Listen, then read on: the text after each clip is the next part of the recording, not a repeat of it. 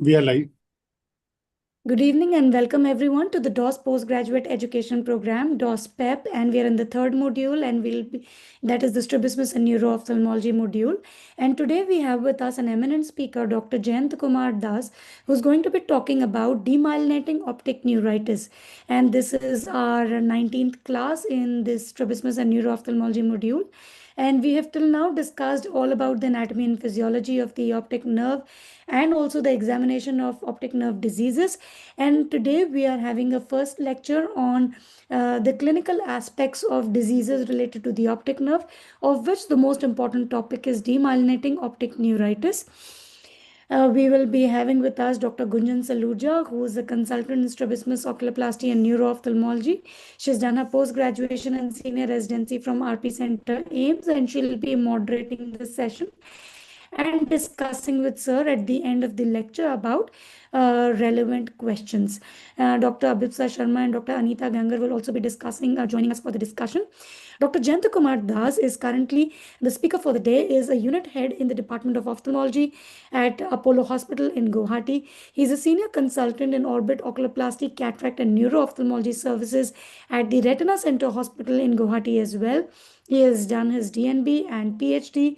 Currently, he is the Joint Secretary of the Ocular Trauma Society of India, General Secretary of the Ocular Society of Assam, and member of the Managing Committee of AIOS and also the Oculoplasty Society of South Asia. He has won various prestigious awards. E.T. Selvam Award is one of those, and he has also presented at various national, international conferences and has multiple research publications to his credit, and also has received various awards on various platforms. So, on that note, sir, I welcome you for your talk on demyelinating optic neuritis today on the DOS-PEP platform. Thank you. Thank you, Purinta, for that one. So can I Yes, sir, share my slides right now? yes, yes, sir. You can share your slides now. So as you initially told, so it is a practically based. As it everything is in the net, so it is the era of the net. So I will discuss few points where on the ground reality is totally different than the textbook and the online facilities. So we are doing lots of mistakes on everyone is doing some mistakes. So how we can overcome those, we will discuss basically on those part. Little bit about what is demyelinating. It is basically is a inflammatory of the optic nerve and sheath, not only as the nerve, and it is only along with the sheath.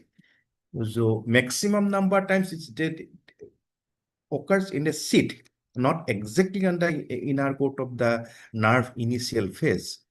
In 50% of the patients, that one told it is 50% is may converted to the multiple sclerosis and is a presenting features in 20%, but it is not, it is a Western data. But in our India, it is very difficult to say that amount, what is the exact thing, we don't know. Is totally different because our race is different, our geographical pattern is different. So we can look all those matters.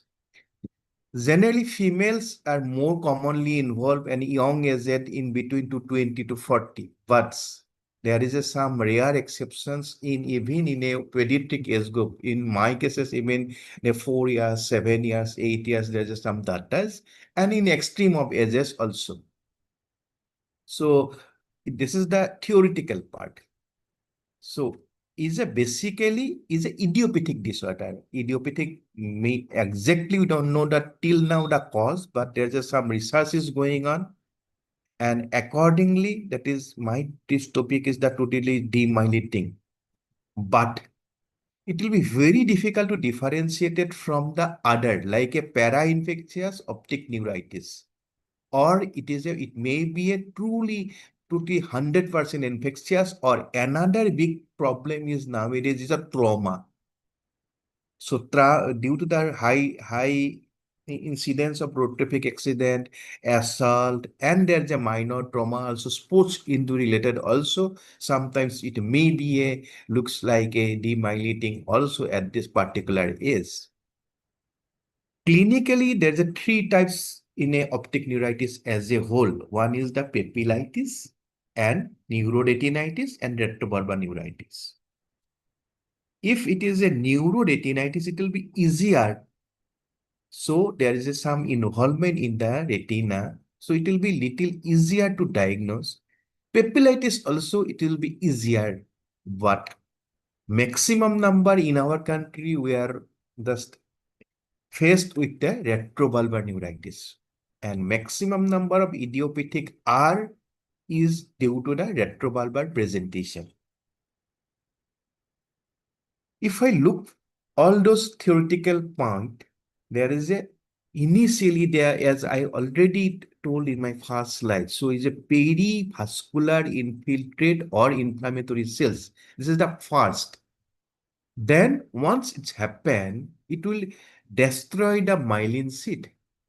It's the initial assault on the perivascular infiltrate with the vascular pattern. Then there is inflammation, and that inflammation, that is ultimately it will end up with a destruction of the myelin sheath. And once that myelin sheath is damaged, then only the inner part of, and there is a cellular level.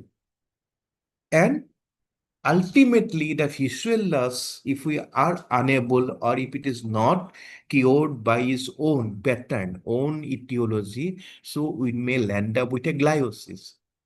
In some cases, there may be a optic atrophy also. So this is a diagrammatic representation of what is that is a some I am trying to showing what is the inner, the nerve fiber layer. This is the axon. And once it is a damage on the myelin sheath, then the next phase is there is a damage.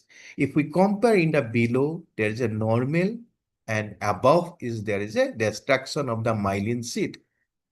And myelin sheath is that vascular pattern plays a very important role. That's why in idiopathic also there is a vascular assault. In direct trauma also there is a vascular assault.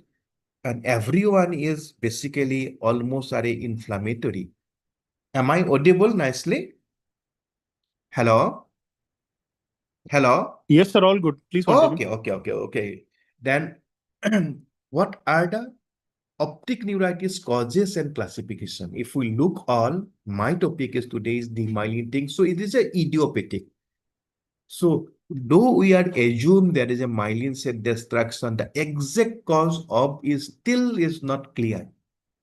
But there is it may be due to the secondary also, like in theoretically it is a autoimmune disease, or it may be infectious, or it may be para-infectious. In our setup, even in the ICU, in a road traffic accident or any other disease, there is a mandatory workup is that handheld slit lamp. So we may miss so many things, especially in a traumatic optic neuritis cases or any other inflammation. So this is a mandatory to do a slit lamp examination. Most of the time we ignore the visual pathway. So we can look all those visual pathway also and care to prevent all those points are taken care. Another very important is that in case of young, as in idiopathic also, it may be due to a young, there's a minor trauma also may land up with it, may be a traumatic also. Even in case of a idiopathic optic neuritis also, initial presentation may be PL negative or 660 or maybe even 69 also. So in all cases, we can look carefully. Especially the history part is very important. As in optic neuritis, there is always pain. Patient may complain that eye ache in all cases, from dry eye to sleepiness disorder, hypertension. In all cases, there may be a complaint of pain. But here it is particularly if we look, there's a along with the movement. Always with the along with the movement, there's a pain. This is the one of the point. Second is that if we press on the eyeball, not on the sinuses. If we press on the eyeball, there is a mild pain because once we press on the eyeball over the lid, there is a some movement, axial movement from front to back. There's a movement of the eyeball, and ultimately it's irritate the optic nerve sheath. That creates a problem. That's a very, very important point. This is a practically very, very important on this point. Most of the time, we are checking the vision. Even the optometrist, if there is a 6-9 vision, they are trying to do by refraction, etc. But most of the optometrists and even some junior residents and senior residents, they are failed to identify. One important is in optic neuritis, there is a always anisocoria or pupillary that reflex problem.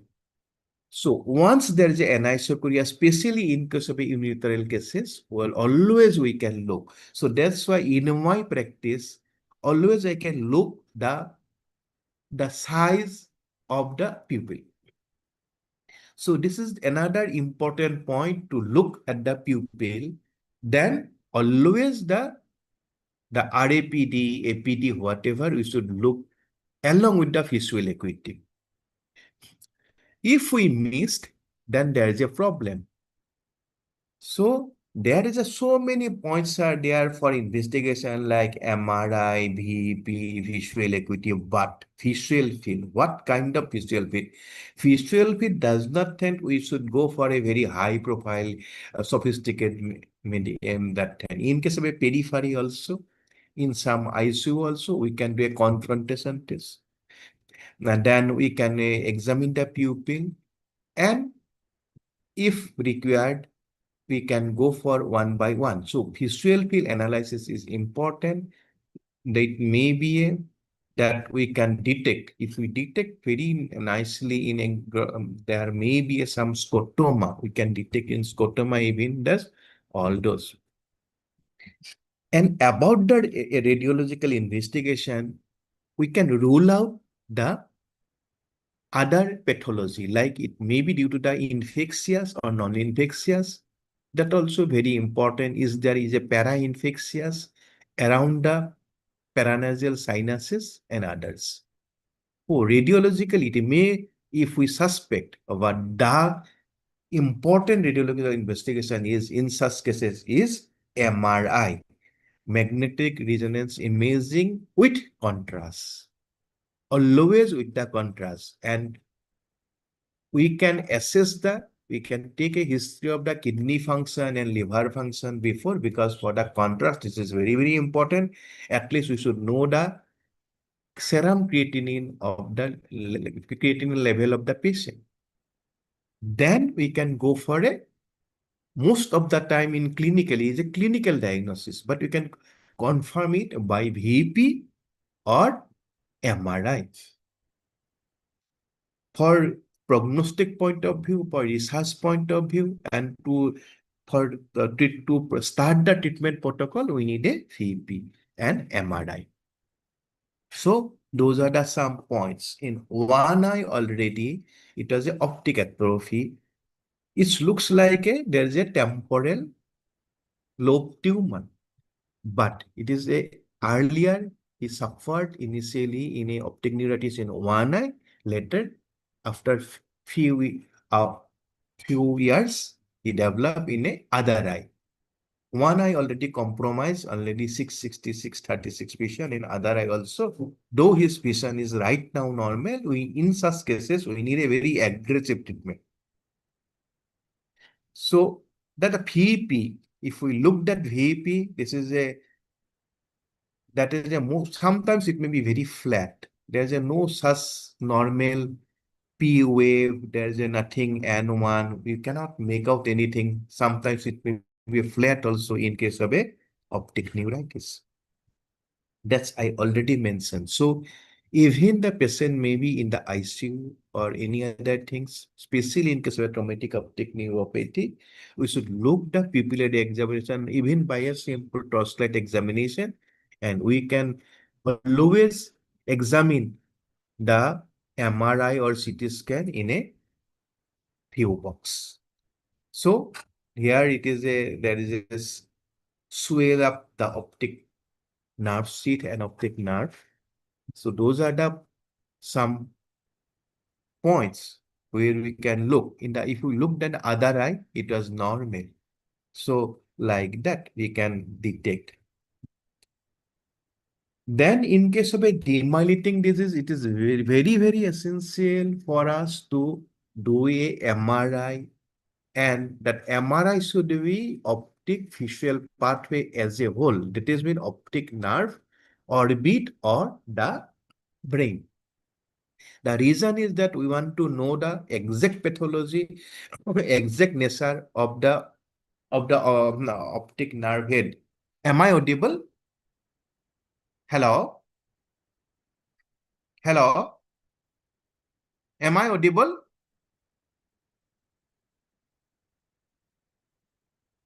Yes, sir, you are completely audio. Please continue with the Okay, presentation. okay, fine. Oh, sometimes there may be a network issue. So if we look here, there is some white flag is there around the periventricular area.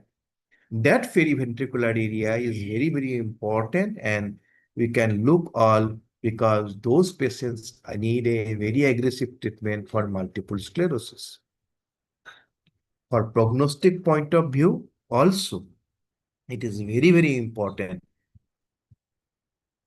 Though textbook says is almost 100% of a some recovery, but full recovery occurs in only in 75% of cases. In terms of contrast sensitivity, in terms of color vision, in terms of VP pattern. The recurrences, most of the cases in our region, there is a 70%, we are fortunate enough, so there may not be any recurrences. But risk factor of multiple sclerosis is almost 75% in women, and in case of a male, it is around half, almost 35% in that period. What are the other risk factors for patient ages 20 to 40 years, female, white? We are fortunate, that's why our recurrence is less. And in ocular, if there is a othos phenomenon is there, so there's another risk factor. The optic disc may looks normal, but if we do a FFA, there may be a leak. Once there is a leakage around the disc, so chances of recurrence is very high and prognosis also not so good. If there is a leak, then chances of to develop the optic neuritis in the other eye, fellow eye is very high. There is some systemic association where non-specific neurological lesions, SLA, DR2, CSF, oligochondral band, or MRI periventricular lesion. If it is more than 3 lesions, that is periventricular, so those are the risk factor for recurrence, for multiple sclerosis, all. There is a very important study. This is for related to the demyelinating optic neuritis is ONTT. Initially, they enrolled 457 and randomized treatment. Those are the basically theoretical points. I am not going too much of theoretical. Every student, everyone knows all those points, what we should do in these cases. So in an ONTT, we should follow. But there earlier at ONTT, they thought if we start the IV methylprednisolone, and the recommendation was that we can start the oral prednisolone also in tapered dose for 2 to 3 weeks. But recently, there is some data shows that if we start the oral prednisolone, then there is no such advantages on recovery, but there is a one disadvantage is that those patients may develop recurrences. That's the reason we are generally now going for only IV methylprednisolone. There is a two school of thoughts. One that is a 250 milligram in a 4 divided doses, and for a easy application and for easy approach for the patient or doctors. Now we are doing one gram. So that is the 1 gram dose loading doses in a bolus mode in a IV line with all cares. As per the location, as I already told, so mainly in our country is a retrobulbar, then the papillitis which is visible in the optic nerve disc head on ophthalmoscopic or slit lamp biomicroscopy or in the other investigations. In very rare few cases, there is a neuroretinitis also. So those are the causes. I'm not going to this so many causes. So those are the some theoretical point. And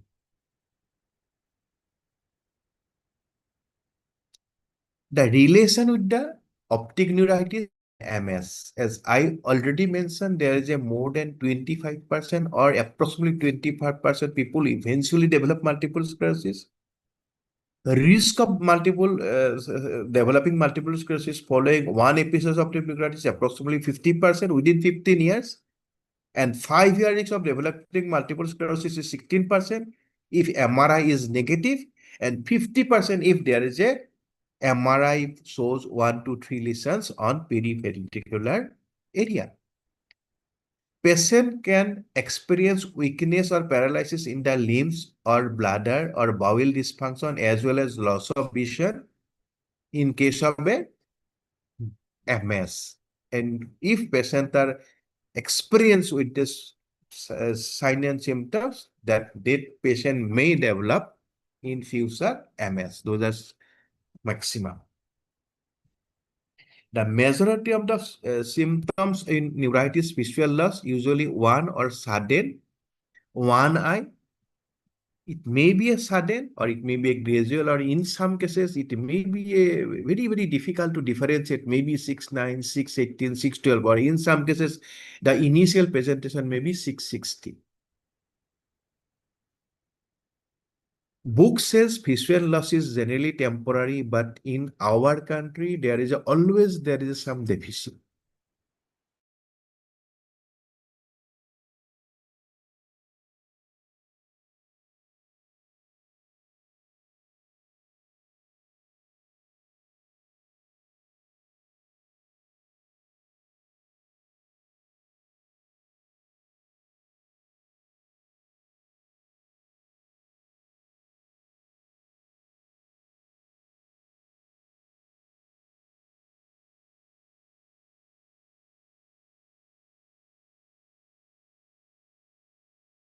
Of once there is a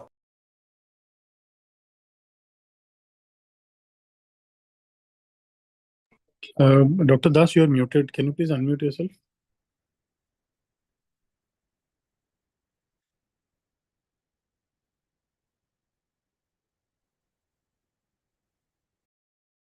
Am I audible now? Yes, sir, you're audible, and you can continue with the screen sharing, sir, again. Screenshot, okay. Okay, just a minute, just I need. Okay, wait.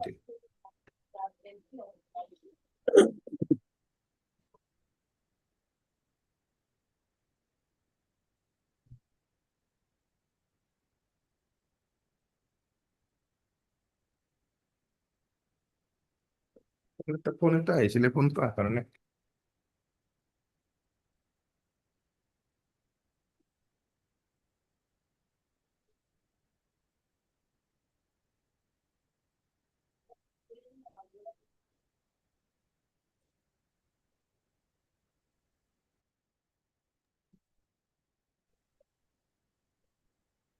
Yes, sir, it is visible. Yeah, If you can just convert into slideshow mode, please.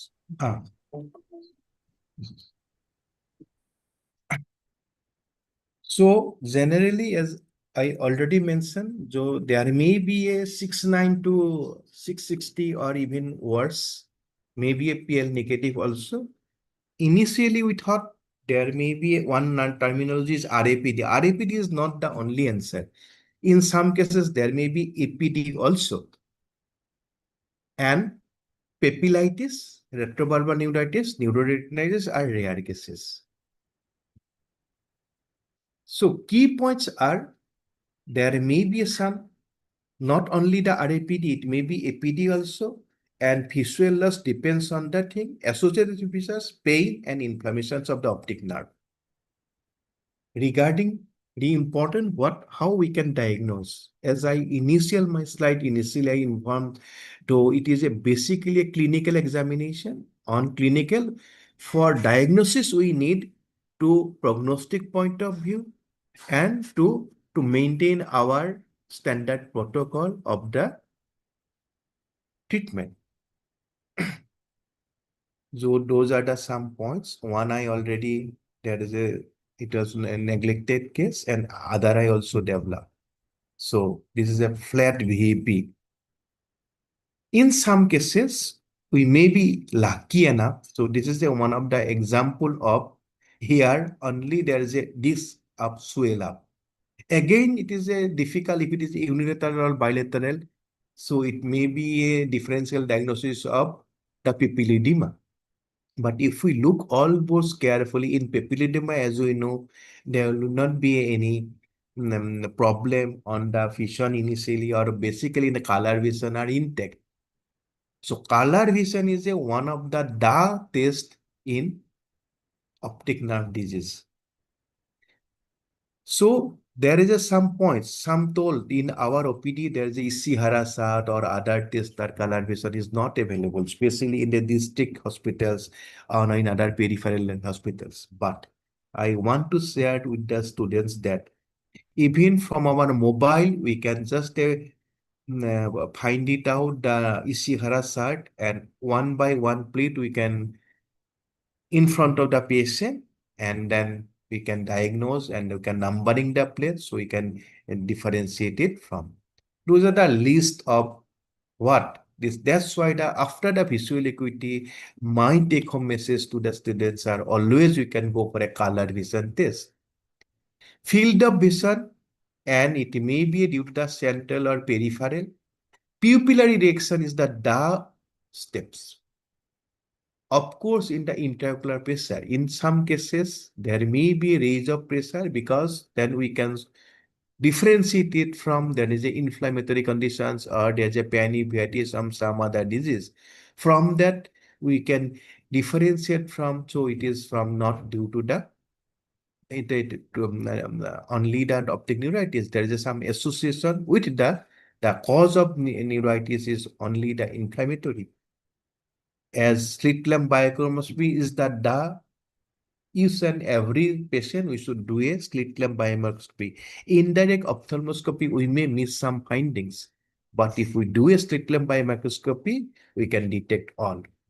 Fluorescein angiography to leak to prognostic.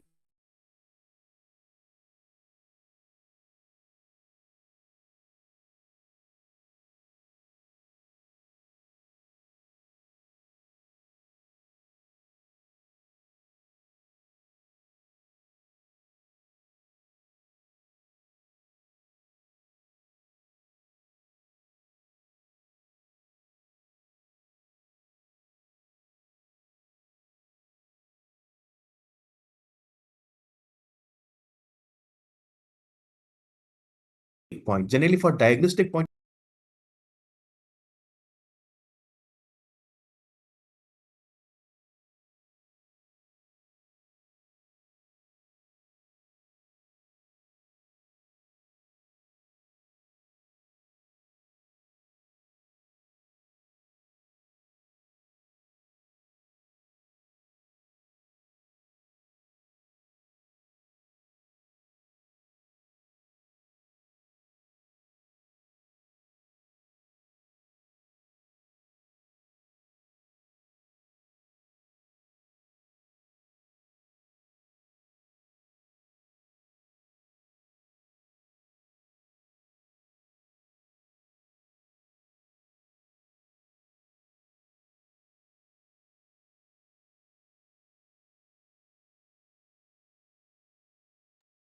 Sunil, is there some connectivity issues with sir?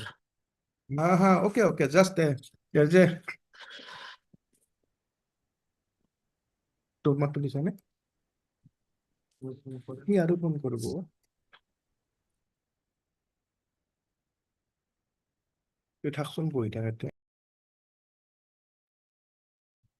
now I think Praful, am I audible now? Yes, sir, you are audible. Yeah, okay. So those are the points. Sorry for that internet. Today is No, some. that's fine, sir. We understand Okay. the So, internet will be poor in that area. okay. So those all everything. It Johan is like.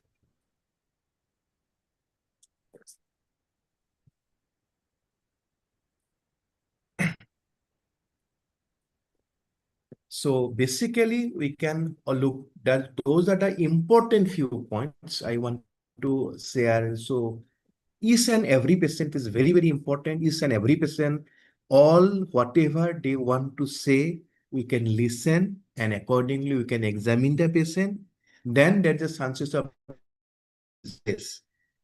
We can differentiate from the other diseases and protocol based. So in each and every OPD, even in a only that with a basic infrastructure like a slit lamp biomicroscopy with a now a Android mobile, we can find out the Ishihara chart, that color vision, pupillary exhaustion. There should not be any compromise on those. Then in most of the time we can detect, and we refer the patient to the with the note to the radiologist, because radiologists may tell it is a normal. There is no such fracture, nothing. They are telling this anterior segment is like that, posterior segment is no vitreous hemorrhage. They are want to highlight all those points. But if we ask them to look for that, please look the visual pathway. This is the only way, so we can share with that radiologist so they can understand. So my probable diagnosis is this, and we want to prognostic the areas and what are the points. I am not going to much of theoretical points. So this is the normal VP pattern. Every resident should know. If it is altered, so there is a initial, maybe a very initial phase, or in following, suppose there is a optic neuritis patients, there is a history of like such type of thing. Then if we do a VP, if VP is abnormal, visual acuity may be normal, even the color vision may come early.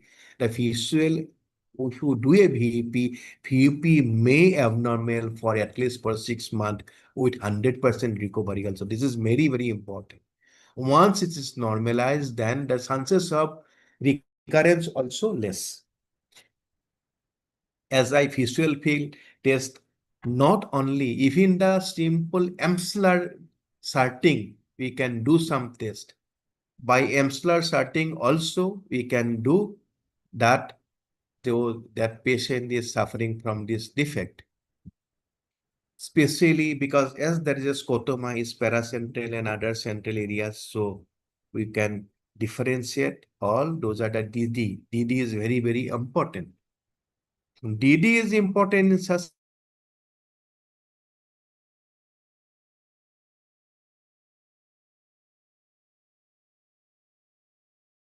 though we think it is a that one, but there are some doctors, optometrists, for a subaqueous cystitis, they did the syringing and there is an inflammation flare up, and that optic nerve head looks like in such a way. Am I audible still? Okay. So that patient was a infectious pathology, someone treated with a as like a demyelinating optic neuritis, and that infectious cause, if we treated a high dose of steroid, there may be again flare up. So patient may end up with a blindness also. So those are the some differentiating point. You should know theoretically or optic neuritis, non-arterial AIN, arterial AIN, and compressive optic neuropathy. So if the patient may be look female male ratio, onset, pain, other features, If we look all, then only we can differentiate it from the thing. There is some again visual acuity. Optic neuritis, as I told, there may be a mild visual loss, but still, in other, in compressive, initially there may be a normal. And pupil, in almost all cases, there is a relative apparent pupillary defect. What? In compressive optic neuropathy, there is a normal. So color vision, those are the point of the color vision is very, very deteriorate in case of a optic neuritis. What investigation we should go? Visual fluid, blood to exclude others, FFA for prognostic as well for diagnostic. VP and MRI is very essential for diagnostic as well as for prognostic point of view. As I already mentioned regarding few point for the management of this ONTT, I'll not go for all those theoretical point. But another is the high risk Avonex MS prevention study. That is same study. Here also 383 patients were enrolled. Here interferon are used. So if there is a high risk patient, so we can go for interferon, not only IVMP. IVMP is not enough. If especially one eye is already there is some glycosis or there is evidence of optic atrophy, we should follow interferon. But another big issue is that in interferon, the cost is generally little high. For every patient is not possible. But in all government setup, in all everywhere, we can do a MRI brain at least, or tactfully we can write visual pathway. So in a visual pathway means either in a surge of orbit MRI or in a surge of brain orbit, we can do in a combo kind of back. We can evaluate optic nerve as well as we can look at the sinuses also to differentiate, and that if there is any plaque in the periventricular area, we can detect how many plaques, what are the size. So all points are very important. Those are the some studies with the interferon B1 alpha.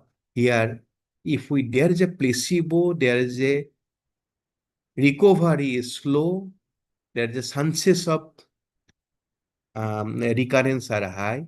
But if we use the interferon, recovery is in little faster and the chances of recurrence also low. For prognostic point of view, we can do a FFA, we can do a VP, we can even the MRI, and we can detect and we can look the other eye also. If there is a other eye, there is a glycosis that is in phase gone to the end phase. So if there is a glycosis in the other eye and OCT is one of the investigative tool nowadays. So on the OCT, we can detect the nerve fiber layer defect or whatever the neuronal loss we can detect, and accordingly we can jump to that interferon.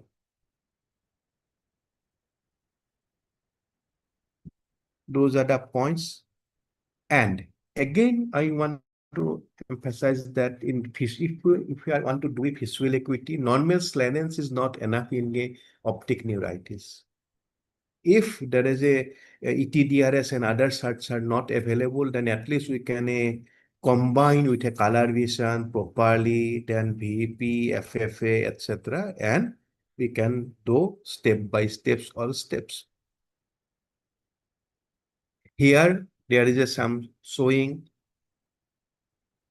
there is a fracture in the medial wall earlier.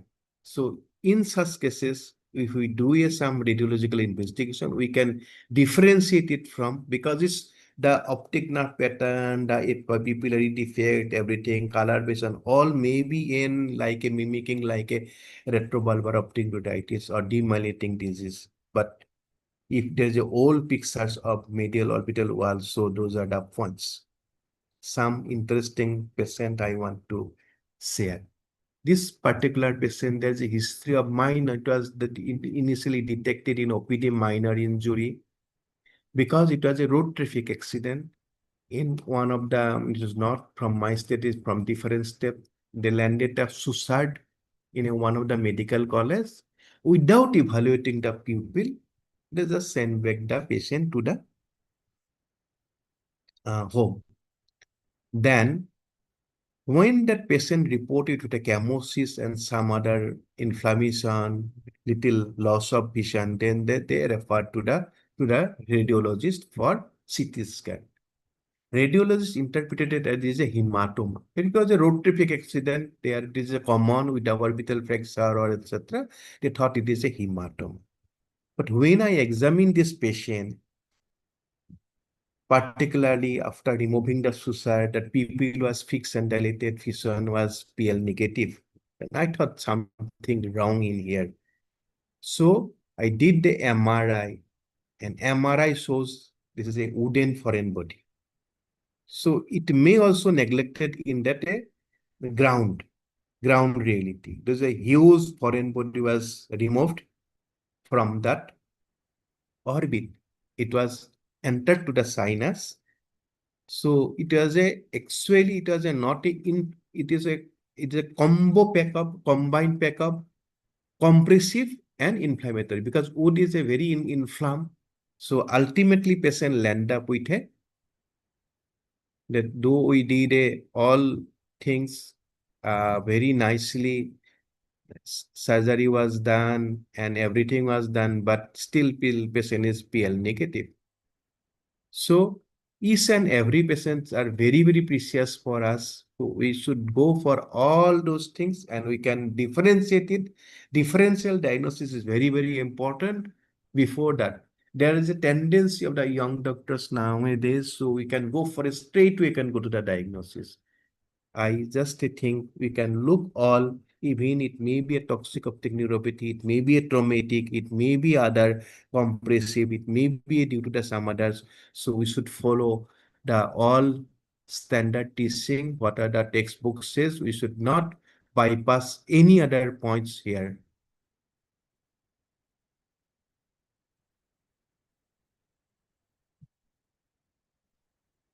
So those are the some, as a whole, we can look in each and every point.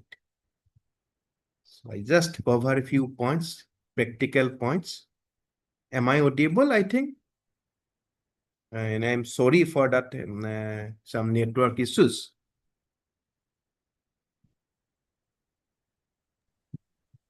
I will be very happy if someone asks some questions, some tips, etc. What we can do like Thank you. Thank you so much, sir. And it was a wonderful lecture, even if there are little breaks, but we enjoy the lecture a lot. And optic neuritis is a very common problem. Everybody has to know that, be it a Yeah. corneal surgeon, retina surgeon. You Mhm. should know what is optic neuritis, because if you miss the diagnosis, then the patient Yeah. will lose sight. So, Yes. and Pranita, any questions are there from the students? Sunil? Good Gunjan? good Yes, evening. Gunjan? Yes, good evening, sir. Very nice lecture, then, sir. You have covered all a very huge topic in a very crisp and very well. It was covered. There were certain questions like, in which case the pain in is the pain in optic neuritis most, and why? So as that pathology in that, or initially in the optic nerve, not in the myelin sheath. So once there is a movement, this is a very cardinal point. So there is a some, that one, this is that along with the eye movement, there is a movement of the myelin sheath also. As initial part, there is a inflammation is mainly on that particular destruction on the nerve fibers also, some fibers is exposed. That's the one is the reason. And that pain, and we can do, if that patient is, if patient may not be so intelligent, in such cases, if we gently press the eyeball towards the posteriorly, from anterior to posterior movement, there is a patient will elicit pain. There's a one indication, and that's the reason there is a pain. Because of that, there is some nerve fibers are exposed, inflamed. That's one. It is the normal phenomenon. If there is a one inflammation is there one some particular area, if we press, if we touch, if we movement, always if there is a pain. So it's like a knee joint, elbow joint, whatever. If there is a some injury, maybe whatever, it may be a infectious, it may be a non-infectious, it may be a traumatic, it may be associated with a crack, whatever. If there is a movement, always there is a pain. That's the okay. Am I Yes. audible? Yeah. Yes, sir, you are very yes, sir, you are very well audible. Another question is what are the features of atypical optic neuritis and how to differentiate from a typical case of optic neuritis? Atypical cases sometimes as I mentioned, is generally that in-patient visual acuity drops suddenly with the patient pain, etc. There is a this swelling also, but in some cases there is a retrobulbar also. So absolutely it may be normal. So it will be a little. So from that point, it is looking like that. So if in not necessarily is in every patient will develop pain, not necessarily it will be a develop following all those cases. Some are there is some exceptions. No, some are maybe young age, though we are thinking for 20 to 40, 20 to 50. So some there may be extreme age, which may be differentiated from AI when non-AI when some style it maybe looks like ATP. So there is some differentiating from all criteria.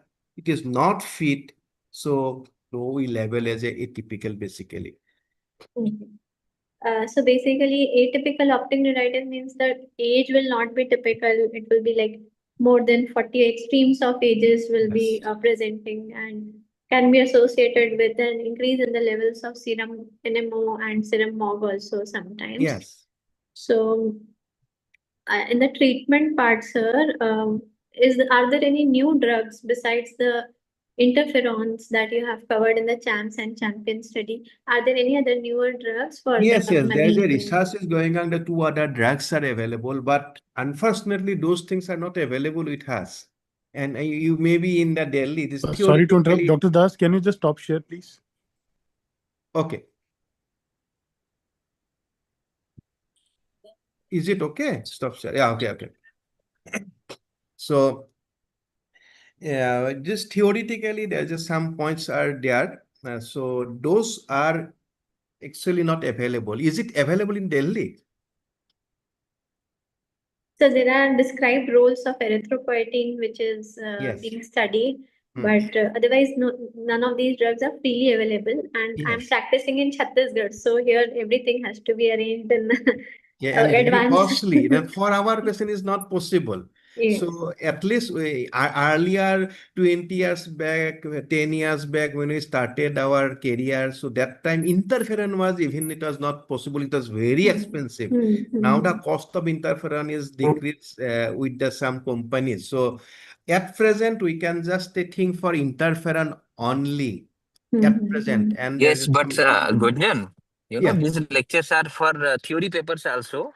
So Yes. even if availability is a concern, but students should Yes, know all so these they things. should Yes. know And exactly. they have to write these things. Even the examiner will ask them in Viva, what are the Yes, new definitely. latest So development, you know? sir has So this covered is about interferons. There are certain newer drugs also like erythropoietin, which have been proposed for the management of optic neuritis, and the role of steroid sparing agents in it's a patients one of optic common neuritis. question if I may ask, because that is often I was the RP Center PG teaching in charge, sir. So I used to sit in all PG exam. So a very common question by examiner is, what is the role of VP in optic neuritis? It's very commonly asked by examiner. Yeah. So can you just explain that little bit so that students, VP in some cases, but it is important in atypical cases. One, to that PC, if there may be visual acuity, maybe in some cases in 6/9, 6, it will be little difficult to start the other treatment one. And there is a definite role of in prognostic point of view. VEP's role is basically in prognostic.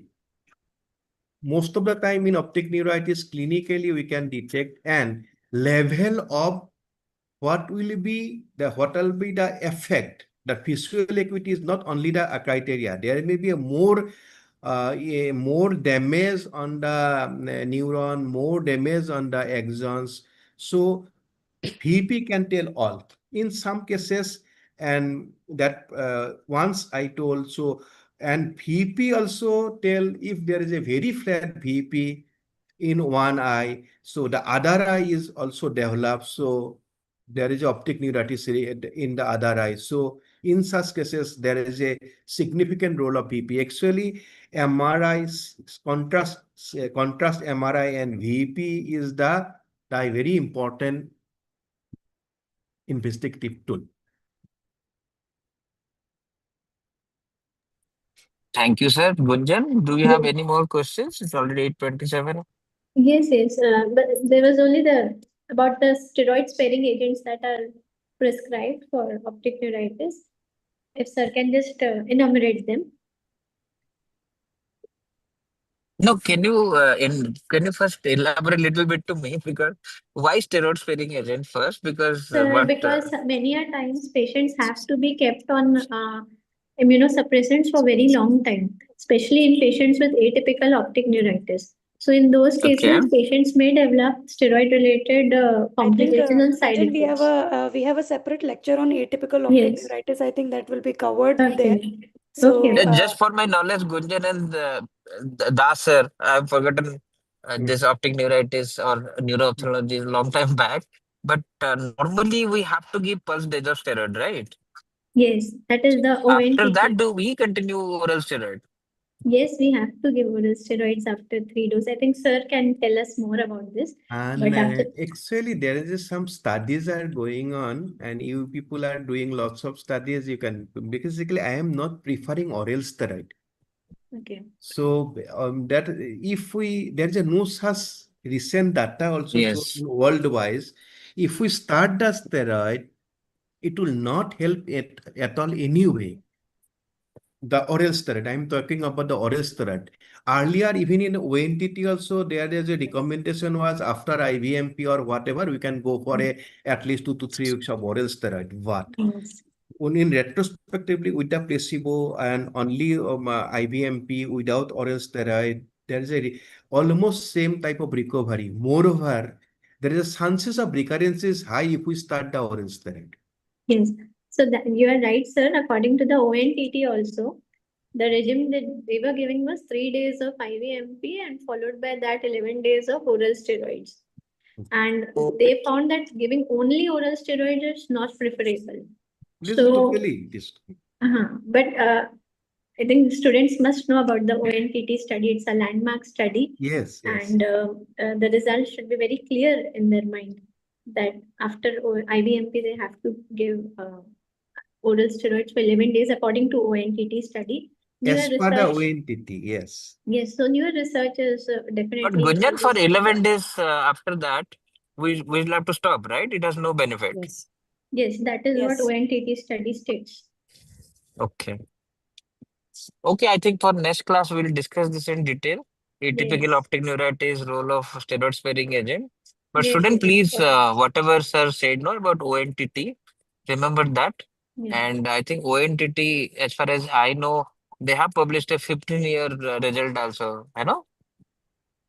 Long-term study. Long-term. Yes, long-term study. So don't just read for students, just don't read the first initial report. There are, I think, 2-3 reports from ONTT. You should go through that. And thank you so much, sir, for agreeing to take this lecture.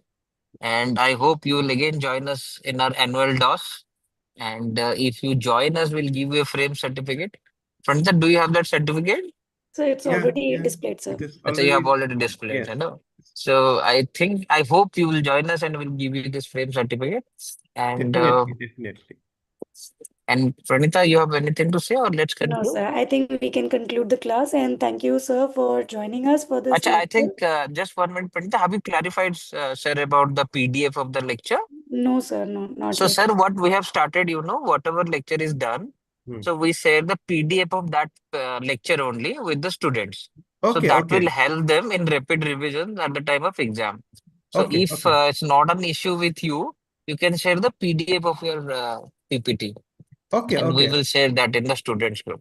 okay, okay. I can share within 2-3 days. I will share. Okay, share to you Yes, sir. directly and coordinate that. Okay, okay. Thank you Thank so you. much, sir, for that. Thank you. Thank you, sir. Without Thank perspective. you, Okay, and bye, good bye, night. and good night. Good Good night. night. Good night. Thank you, Gunjan.